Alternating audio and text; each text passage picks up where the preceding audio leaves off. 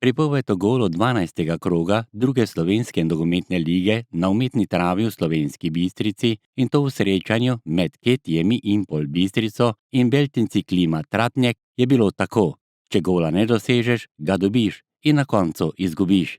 Tako se je Štajercem zgodilo obračunu s Prekmurci, kjer so zmago z golom v sodniškem dodatku prvega dela igre z 1-0 domov odnesli Prekmurci. Zavarovance trenerja Simona Dvoršaka je v polno zadev Dominik Drk. Točke zelo pomembne, Bistrica zelo kvalitetna ekipa, ima repa glavo, dobro vodeni, dobro kadrovani, tako da za nas še toliko težja okoliščina, ker smo včeraj izvedeli, da igramo na umetni travi in je ta preklop bil sila težek. Na koncu maksimalno zadovoljni z rezultatom, ker smo pričakovali, da bo težka tekma. Ampak mislim, da na koncu zasluženo. Domača obramba je klonila v 46. minuti prvega polčasa, ko so verjetno fantje v rdečem prehitro z mislimi končali igro prvega polčasa in naredili kardinalno napako za vodstvo gostov z 0-1. Odigrali smo eno dobro tekmo, škoda za to napako, res takih napak ne smemo delati v koncu polčasa. In ja, zaradi te napake smo bili danes kaznovani, ampak mislim, da smo vseeno predstavili dobro predstavo in zmanjko nam je gol. Beltinci so bili za Bistričane vedno neugoden tekmec, ne glede, kje se je igralo. Tudi v tej minimalni zmagi gostov 0-1 sta tekmeca na igrišču pred 350 gledalci in to na igrišču z umetno travo ponudila ali drugače si priigrala veliko akcij, ki so jih pospremili njihovi zvesti privrženci. V prvem delu je v 14. minuti priložnost zamudil Trdin. V 16. minuti izvedba prostega strela gostov.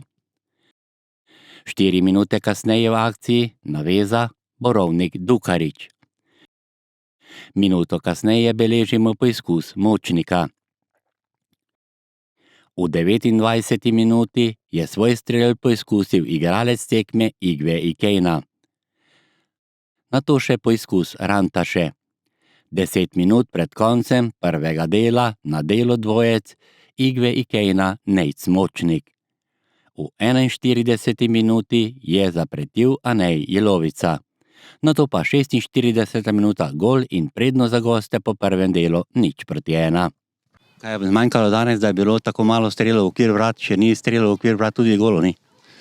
Ja, ne vem, v zadnji tretjini mogoče nismo bili dosti konkretni in nismo imeli dosti strelov, nismo zadeli, ampak mislim, da smo si tudi ustvarili, sploh drug polčas, dosti nekih situacij, ki bi lahko zabili pa stvar obrnili. Veliko pa se je dogajalo tudi v drugem polčasu.